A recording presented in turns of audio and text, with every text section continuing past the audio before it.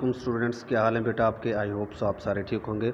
This is Mohammad Mumtaz Haider. Welcome करते हैं आपको कंप्यूटर टेस्ट सर्विसेज एकेडमी के YouTube channel plus discussion forum पर।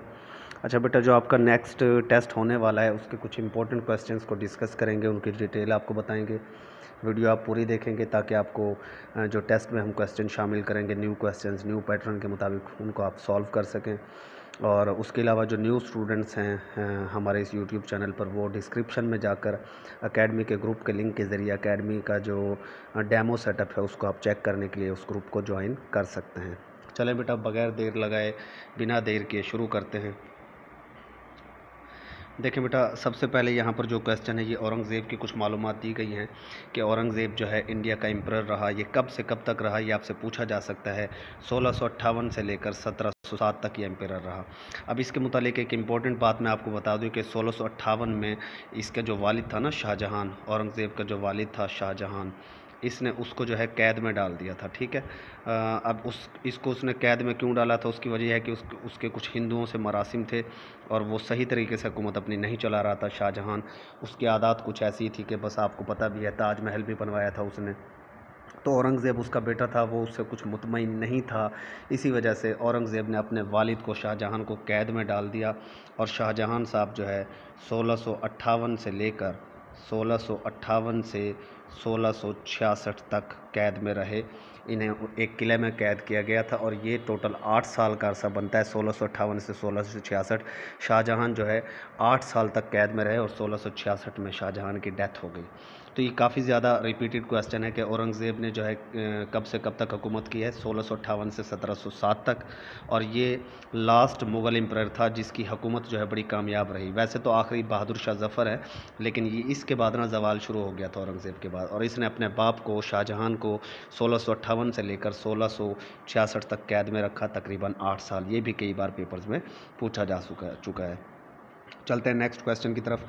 ये जनाब डीआरसी का सिस्टम है। इसके ऊपर सबसे पहले तो ये क्वेश्चन आपसे पूछा जा सकता है कि जी ये जो साइमन कमीशन आया था इंडिया में, उसने अपनी रिपोर्ट कब पब्लिश की थी और उसके कितने वॉल्यूम थे? तो बेटा, साइमन कमीशन की जो रिपोर्ट थी वो 2 वॉल्यूम रिपोर्ट थी, 2 वॉल्यूम रिपोर्ट।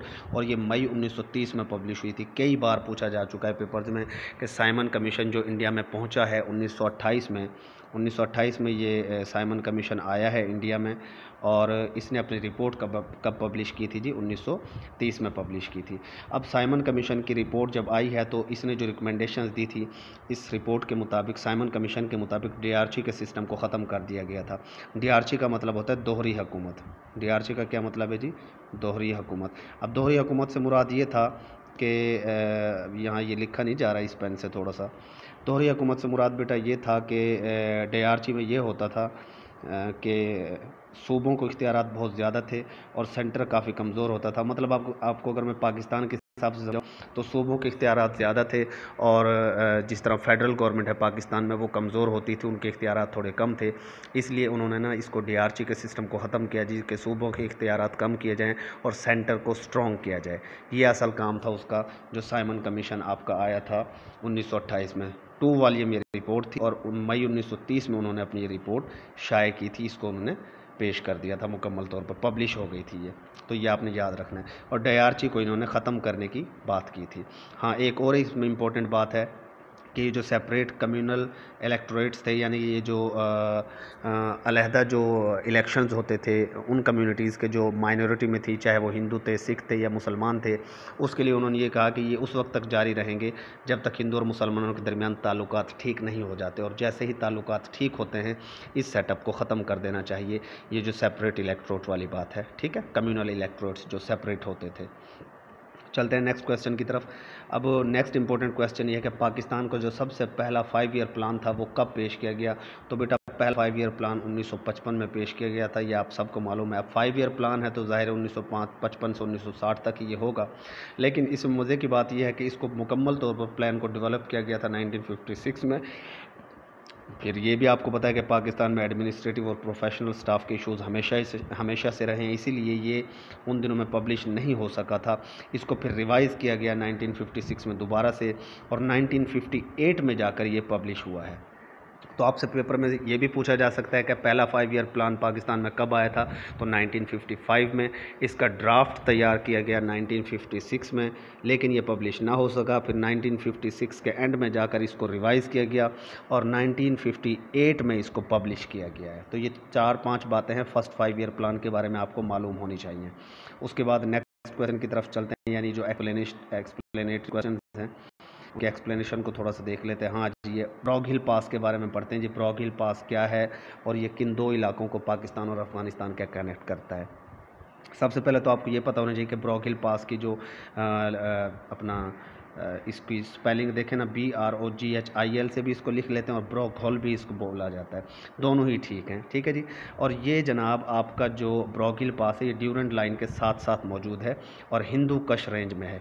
अक्सर आजकल ना एक सवाल पूछ रहा है कि जी खैबर पास किस रेंज में है, बोलान पास किस रेंज में, पिछले दिनों आया हुआ था बोलान पास किस रेंज में, तो तोबा कक्कड़ रेंज में वो मौजूद है बलूचिस्तान में।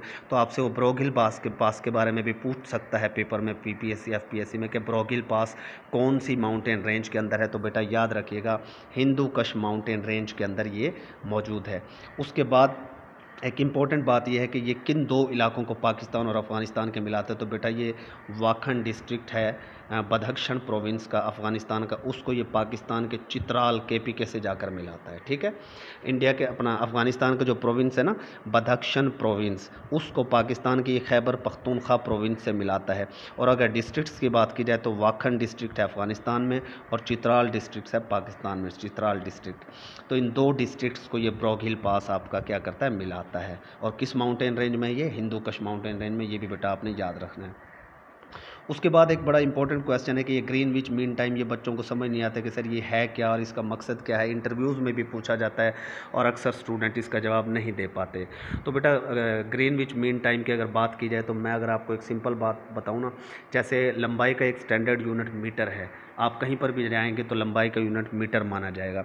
इसी तरह अगर मैं 1880 से पहले की बात करूं या 17ਵੀं सदी की बात करूं, 18वीं सदी की बात करूं, या 1880 से पहले बड़े मसाइल थे रेलवे सिस्टम को मैनेज करने के। ये आपकी जो हवाई सिस्टम है सारा, हवाई जहाज़ों को उसको मैनेज करने के लिए बड़े मसाइल थे। उसकी वजह ये थी कि पाकिस्तान में टाइम कुछ होता था, दिन होता था और पता चला है जनाब अफ्रीका में रात हो चुकी है, इस वक्त अमेरिका में सुबह के 6 बज रहे हैं और किसी और मुल्क में रात के 6 बज रहे हैं। तो कुछ बातें क्लियर नहीं थी और लोगों को बड़े मसाइल होते थे। तो फिर इसका एक हल ये निकाला गया कि कोई एक स्टैंडर्ड टाइम यूनिट रखा जाए, टाइम जोन रखा जाए। तो पहले इसको समझने के लिए आपको थोड़ा सा मैं ये समझा दूं कि सबसे पहले तो आपको ये पता होना चाहिए कि अगर हम अर्थ की शेप बनाएं, तो मैंने पहले भी एक दिन ये समझाया था कि अंडे की शक्ल है, यहाँ पर आपका नॉर्थ पोल है और यहाँ नीचे आपका होता है साउथ पोल, ठीक है। साइंसदानों ने क्या किया कि इस अर्थ को ना, ये जो सेंटर में एक लाइन है ना, इसे कहते हैं prime meridian line. Prime meridian line Greenwich mean time की ये लाइन है सेंटर में, बस आप ये समझ लें। उन्होंने अर्थ को 24 टाइम जोन में तकसीम कर दिए। ये इस तरीके से लाइनें खींच दी, 1 2, इस तरीके से टोटल 24 टाइम जोन में अर्थ को तकसीम कर दिए गए। ये लंबी लाइनें आ रही हैं नॉर्थ से साउथ की तरफ, ये साउथ से नॉर्थ से साउथ की तरफ ही आती हैं। इन्हें लॉन्गिट्यूड कहा जाता है। क्या कहा जाता है जी? लॉन्गिट्यूड। और ये हर एक की जो बात है ना, ये जो फासला है इसको, ये 15 डिग्री के बराबर होता है तकरीबन। कितने डिग्री होता है जी? 15 डिग्री, ठीक है जी। अब ये हर यानी दो जो लॉन्गिट्यूड उनके दरमियान 15 डिग्री का फ़र्क होता है। ये जो 15 डिग्री जो है 1 घंटे का फ़र्क डालता है। 15 डिग्री कितने घंटे का फ़र्क डालता है? 1 आवर का, ठीक है। तो अगर फ़र्ज़ करें मैं ये जो सेंटर वाली लाइन है प्राइम मेरिडियन लाइन या ग्रीनविच मीन लाइन जो है, अगर मैं इस लाइन के बारे में फ़र्ज़ करें कह दूँ कि यहाँ पर 12 बजे हुए हैं, ठीक है जी। मैं कह देता हूँ जी यहाँ पर 12 PM का टाइम है, ठीक है। और अगर आपसे कोई पूछ ले कि जी आप दाएं तरफ 15 डिग्री से चले गए हैं, दाएं तरफ 15 डिग्री जाने का मतलब है कि आपके पास फिर 13 बज रहे हैं, यानी कि 1 बज रहा है। और अगर आप दाएं तरफ 30 डिग्री चले जाएंगे तो इसका मतलब है कि आपके पास 2 बज रहे हैं। और अगर आप 45 डिग्री चले जाएंगे तो आपके पास 3 बज रहे हैं। राइट साइड पर जाएं तो पॉजिटिव कंसीडर किया जाता है, लेफ़्ट साइड पर अगर आप जाओगे तो माइनस करते जाओगे, ठीक है। अब लेफ़्ट साइड पर जाने के मतलब ये है कि 12 बज रहे हैं, फ़र्ज़ करें स्टैंडर्ड आपने ले लिया जी 12 बजे हुए हैं ग्रीनविच पॉइंट पर, ग्रीनविच लाइन पर, या जो ये ग्रीनविच मीन टाइम की जो सेंटर सेंट्रल लाइन है, प्राइम मेरिडियन लाइन। तो अगर आप 15 डिग्री लेफ़्ट साइड पे गए तो इसका मतलब है कि आपके पास अब 11 बज गए, और अगर आप 30 डिग्री गए तो इसका मतलब है कि आपके पास कितने बज गए, अब 10 बज गए हैं। तो ये काम है इसका ग्रीनविच मीन टाइम का, कि अगर आप इससे दाएं तरफ 15-15 डिग्री जाएंगे तो एक एक घंटा बढ़ता जाएगा, बाएं तरफ 15-15 डिग्री जाएंगे तो एक एक घंटा कम होता जाएगा। या इसको अगर मैं जियोग्राफी की ज़बान में कहूँ तो मैं कह सकता हूँ कि ज़मीन एक घंटे में 15 डिग्री घूमती है, लॉन्गिट्यूड के हिसाब से। लैटीट्यूड का एक अलग हिसाब है, वो फिर कभी इंशाल्लाह आपको बताएंगे। आई होप सो आपको बात समझ आ गई होगी। अगर अब बात क्लियर ना हो तो आप डिस्कशन फोरम पर मज़ीद भी पूछ सकते हैं, ठीक है जी। उसके बाद बेटा चलते हैं जी, ये यहाँ पर डिफरेंस बताया हुआ कि लॉन टेनिस और टेबल टेनिस में क्या फ़र्क है। तो ये तो बेटा बड़ी सिंपल सी बात है। टेबल टेनिस जो है टेबल पर खेली जाती है, और लॉन टेनिस जो है एक आम ग्राउंड में खेली जाती है। तो इसको तो आप खुद ही पढ़ लेंगे, कोई ऐसा इशू नहीं है। उसके बाद बड़ा इंपॉर्टेंट और मशहूर क्वेश्चन है, पीएमएस में भी ये पूछा जा चुका है कि पाकिस्तान की जो सेनेट है, पाकिस्तान की सेनेट की अगर बात की जाए तो उसका पहला चेयरमैन कौन था। तो जनाब हबीबुल्लाह खान मरवत साहब पाकिस्तान सेनेट के फर्स्ट चेयरमैन रहे हैं। और अगर आपसे पूछ लिया जाए कि लॉन्गेस्ट सर्विंग चेयरमैन कौन है, लॉन्गेस्ट सर्विंग चेयरमैन, तो वो वसीम सज्जाद साहब थे, ठीक है जी। पहले चेयरमैन के बारे में पूछा जाए तो हबीबुल्लाह खान मरवत, और लॉन्गेस्ट सर्विंग चेयरमैन का पूछा जाए तो वसीम सज्जाद साहब थे। और इस वक्त जो करंट चेयरमैन हैं पाकिस्तान के, वो मोहम्मद सादिक संजरानी साहब हैं, और बलूचिस्तान से इनका ताल्लुक़ है, मोहम्मद सादिक संजरानी। और ये जब जनाब 3 मार्च को ये इलेक्शन हुए थे, उनमें इनको जीत हासिल हुई थी। और आसिफ अली जरदारी साहब का बड़ा रोल था, जिन लोगों ने उसको देखा उनको मालूम होगा अच्छी तरह इसके बारे में। नेक्स्ट भी इसी की कुछ डिटेल्स दी गई हैं। उसके बाद दोबारा से वही फर्स्ट 5 ईयर प्लान आ गया है। अच्छा जी, कल जो टेस्ट हुआ था ना, उसमें एक बच्ची ने सवाल पूछा था कि सर ये जो अफ्रीका है इसको डार्केस्ट कॉन्टिनेंट क्यों कहा जाता है। तो उसका जवाब भी मैं यहीं पर बता देता हूँ।